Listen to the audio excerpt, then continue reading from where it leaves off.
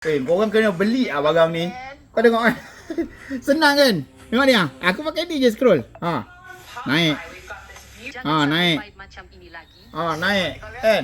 Function kan? Function babe. So yang ini, kalau korang jenis apa tau? Jenis malas nak pegang handphone, nak lepak-lepak atas kursi letak dekat sini kan. Sambil-sambil tu tengok scroll je. Pakai ni je scroll kan.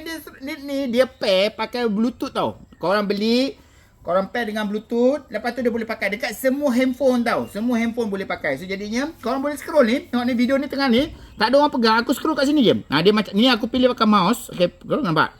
Naik. Naik. Nampak? Naik ni Senang tak? Senang. Bayangkan Jadi aku tak nak mempengaruhi korang Korang tengah yang jenis suka main handphone dalam kereta, tengah-tengah jam kan, handphone dia letak dekat dekat handphone holder tu kan, tapi bawa kereta boleh scroll.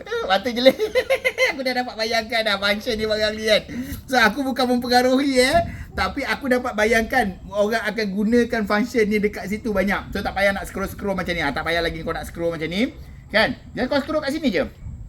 Boleh scroll kat sini, tarik scroll. Kalau kau nak kiri kanan dia, contoh macam ni, aku nak tengok page orang ni kan, dia aku klik ke sini, dia akan masuk dekat page orang tu. So masuk page kita lah sendiri boleh scroll tengok ni. Boleh nampak page aku je sendiri. Ini untuk masuk page lah. So jadinya yang ini barang aku sangat-sangat recommend. Dia ada banyak version tau. Yang aku pilih adalah jenis scroll.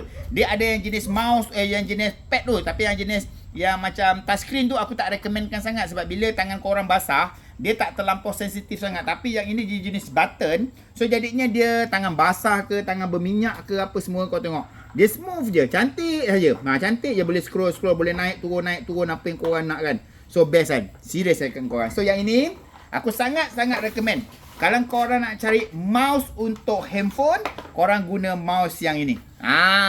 Okay, korang guna mouse yang ini. Memang function, bateri dia tahan lama. Saya dah guna banyak kali dah. Banyak bulan dah saya nak cakap benda ni kan. Okay, so jadinya tibalah waktunya untuk saya recommendkan korang mouse handphone ni. Tengok, handphone saya gerak-gerak. Baik kan. So yang ini bukan untuk TikTok saja Okay, last. Bukan untuk TikTok saja, untuk semua handphone. Nampak tak? Saya boleh buka saya punya handphone ni, saya boleh scroll saya punya handphone. Semua boleh. Nampak Maksudnya dia function dekat semua apps, bukan TikTok apps saja, dekat semua apps. Saya tak boleh nak sebut. Korang nanti platform merah, platform tu apa semua, tak ada. Semua platform korang boleh gunakan mouse yang ini. Okay, so letakkan kat dalam beg kuning. Kalau korang nak, korang pergi dekat beg kuning saya. Sangat-sangat berbaloi untuk korang grab mouse ni. Okay, Assalamualaikum.